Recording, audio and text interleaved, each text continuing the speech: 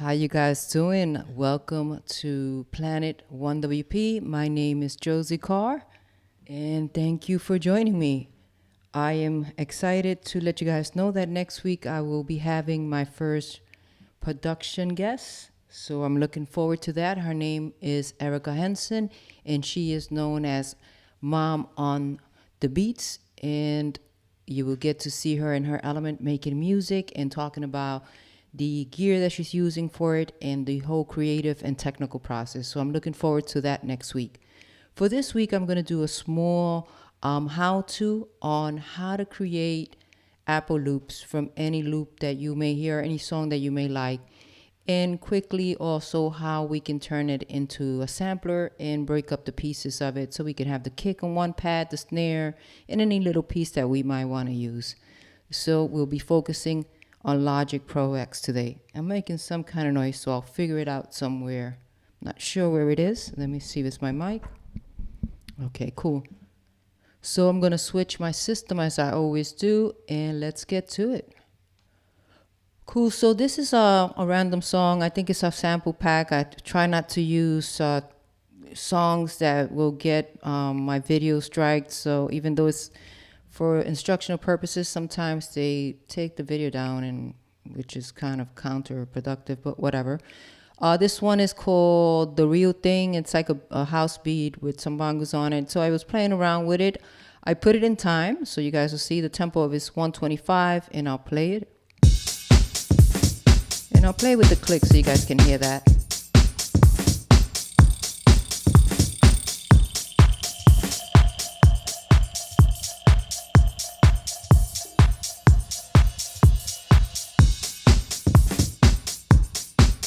And I'll turn off the click now. And I'll turn the cycle off too.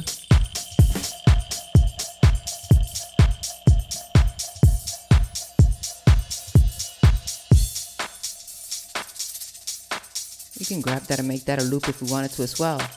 Let's grab like 2 of them.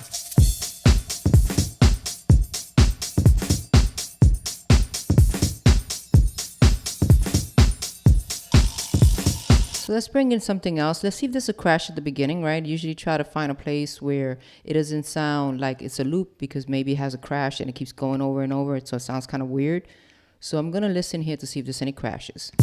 There is one there, so you guys can see that. Let's see the second half. That sounds like a pretty clean loop there, right? So let's blow it up and let's see how many bars that is. Okay. So it's a 2-bar loop. We could make it as long as we want. And what I'm going to do is I'm going to take my marquee tool right here, which I love to use. That's my command tool. And I'm going to just click from here to here. Okay. And I'm just going to cut that. And I want to turn that into its own loop, right? So the first thing I want to make sure, obviously, that it is in time, right? And let's do that. Okay. I'm not going to flex it right now, right? We're going to do something different. We're going to pretend that we're going to flex it, right? So I'm going to take that one that I just cut and I'm going to throw it in here. Okay. And it's asking me if I want to loop it. It's asking me if I know the key. It's drums. There is a key to the song, but I'm not going to key it. I'm not going to save it with the key. Okay. So, but I asked for it to loop and I'm going to give it a name here. I'm just going to call it. Okay. Drum loop, right? It's like house. But it has the name of it, The Real Thing. So I would probably leave that, but it's all up to you, you know. I would call it JC House, The Real Thing drum loop for myself. Okay, and I want it to loop over and over. What does that mean? That when I bring it back into the arrange window and I want to loop it, it will loop for me. One shots are for those that not necessarily like sound effects, like maybe a build or a crash or something. Small samples are good as one shots. But this is a beat. I want it to loop over and over. I want to have that option. Okay, and it's going to ask me where I want to put it. I'm going to put it under all drums and under beats. Okay, and I'm going to go create. And it's going to analyze it. And you guys can see here, I'm going to do a search, right? Okay, I've done this before, so I'm doing it again. So now if we close the Apple loops and we were to open them by hitting O, it would open up the Apple loops. And remember, I named it JC to start with. So I'm going to just enter it in the search. And you see it up here.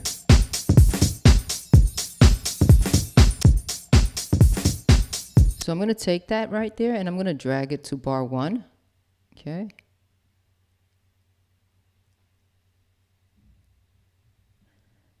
And I'm going to turn off the original. Okay. And now you guys can see that it has the Apple Loop logo on it. If I hit the letter U for under, it would automatically loop that. I'm going to close my loops by hitting O. And the tempo right now is 125. We'll switch to the original tempo and let's play it. Now I'm going to speed it up to about 145 maybe.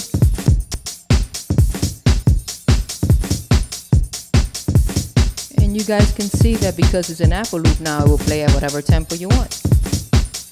We can slow it down, make it like 90.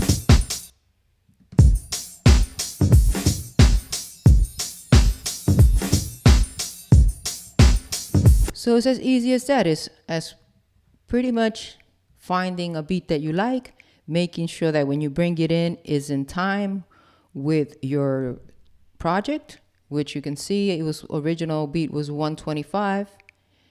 And that's what I had this map to, 125. And if you don't know the tempo, something, tap it out. You can use Mix and Keys, a pretty cool program that gives you the tempo of the song so you don't have to do a lot of work on it. And maybe I'll do a tutorial on how to do that. And then go through the song, find sections that you like. You can take this here, right? Look, we can take this section too if we wanted to. And turn that into a loop, right? Again, I just cut it, what I like. Okay. Click on it, make it its own region, open up my loop browser by hitting O, simply dragging it in there. It's going to open up the option for me to name it. Okay, this one I will name percussion, right? Because it's like percussion, so JC. And I'll call it perk loop or something. Okay, and I'm going to make sure I put it on the all drums, beats. And I can even get more specific if I wanted to. What are these things useful for when you're searching here and you forget what you name it? You can kind of give it, if it's single, clean, you can give it more information so it can find the loop for you faster, in other words. I'm going to hit create. Look, it remembers the tempo, by the way, the original. And I'm going to hit create. It's going to create it for me and drop it in the loops. If I had it like this with all my loops open and I didn't remember where it is, instead of looking for it like that, remember we can go by instruments, and because we saved it with all these things, beats and so forth. But I know the name, so I'd rather just go right here and enter JC, and anything that was under JC will pop up and you guys will see it down here, percussion. And I'm going to bring it into a new track down here. Okay, and I'm going to hit the U. Let's mute the original. And now we can bring it back with this one that we also made a loop.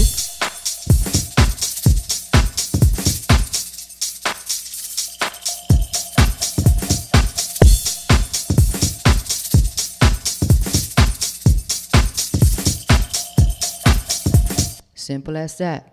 Okay, now I'm going to turn this loop off. And we know it's an Apple loop, by the way, because we know that the Apple loop logo is a bar under 2 circles. If it's a stereo file, because if we make this bigger, we can see we have the left and the right. So that's why it has 2 circles up here. If it were a mono file, in other words, just like a bass or something, it would have 1 circle with a line underneath it. I'm going to make this smaller here for a second for us. And what I want to do is I want to take this Apple loop here that we created, which is a drum beat, and I want to convert it into a sampler so I can play the individual sounds on there. Okay, the first thing I'm going to do here is I'm going to open this up. I'm going to double click on it, and I want to take a look at where the transients are. That means every time it sees a waveform, where they are. Okay, so I'm going to hit this here, and it starts to add all these transients. I'm going to remove this guy from here. I'm going to hit the negative sign, and I'm going to I don't want them in every one of them.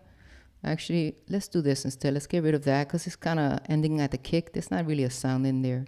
I think it kind of hears like a small little hi-hat, and it's adding that there, but I know that I don't want one there. I do want one here, so I'll click on it with the command tool. It turns into a pencil, and I can add one there. To remove it, I double click on it. So these are known as transient. In other words, that's where I want the sample to be split into. So one pad will play this, another pad will play this, another pad will play that, and so forth. Okay, so now that I feel comfortable with my transients where I've laid them, I'm going to close the file menu here. I'm going to go back here and I'm just simply going to right click and I'm going to go convert to new sampler. It's going to ask me, do you want to use the sampler plugin or do you want to use the drum machine designer plugin or the Alchemy plugin? For this example, we're going to use the sampler and it's asking me, how do you want to create the zones? Well, by the regions. Remember, we went through, by the transient markers. We went through them and made sure that they were in a good place. And you can give your sampler, because now it's going to be all of the samples broken up into pieces, into one sampler that you can use. So if you give it a cool name, you can always use it and build your library that way.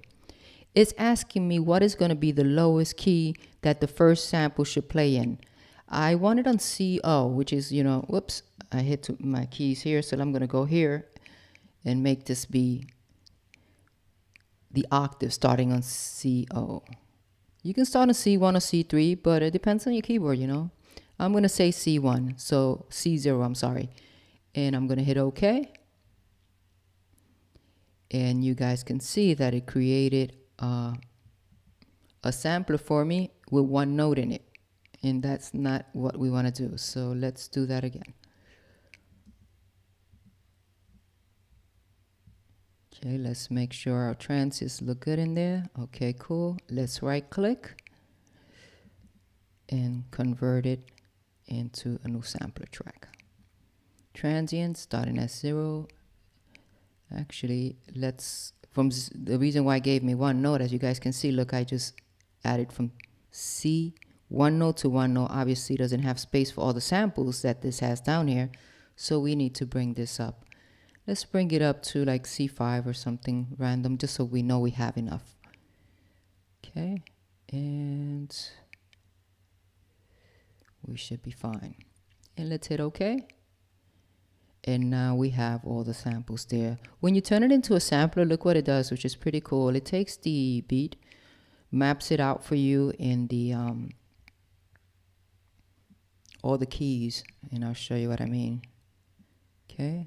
I'm going to play that. That's the loop broken down. And I can play it here. That is C1. And I'm going to open this up so you guys can see this bigger because that's not fair. Okay, there we go. Okay, when I hit on my key, on my machine, that is C1. So I'm going to put that down one octave to C0. And you guys can see that now I can trigger those samples. Okay, and if I wanted to edit those samples some more, the cool thing about it is that I can open up the sampler plugin and further take my notes and tweak them out. As you can see, I can clean them up, pull them over, and so forth. So the possibilities are endless. If you like a loop, break it down into pieces and use it as a sampler. Now you start to build your own drum library. You can go in there and again tweak those things out. And if you need to see them bigger, you can use your 2 fingers on your trackpad and make things bigger. Okay, you can reverse one if you wanted to, and so forth. But I'll do an individual how-to on the sampler itself. But that's it for now, guys. That is bringing a sample or a song into Logic, grabbing pieces of it that you might like, making Apple loops out of them so you can use them at any tempo. And by the way, when they're Apple loops, they also change the key. So if you know the key of the song, it's even better. Okay, I didn't use the key, I left it at C, but if I were to change the key of my song, it would also change the key of that loop. So you bring it in, make your own loops, and then after you make your own loops, if you want to just grab the individual hits of that drum beat or any sound, convert it into a sampler. And the way you do that, first, open up your sample again. Make sure that your transients are where you want to see them. You see there? If you have them in places that you don't want them, double click and remove them. If you want to add one, command click on it and add it any way you want. Now, if I convert it into a sampler, every one of these sounds will be on a different pad for me. But first, I have to make sure that my transients are correct. Once I've done that, I can right click, go convert to a new sampler. It will open up and it will respect these transient markers. Here is where I want the first note to be on my keyboard. You can put it anywhere you want, and your highest note. Remember, give it space, because on mine you saw I only gave it one note, so it stopped. It just gave me one note, so keep that in mind. But I hope you guys liked the tutorial. Again, my name is Josie Carr. Thank you for stopping by Planet1wp. Let me make myself a little bit bigger because it'll be easier to say bye. Yeah, again, my name is Josie Carr. Thank you for stopping by Planet1wp, and I hope to see you guys next week for our guest, Mom on the Beats. We'll be watching her work and produce one of the singles that she put out and talk about her creative process and the gear that she's using. Ciao for now. See you next week, guys. Bye.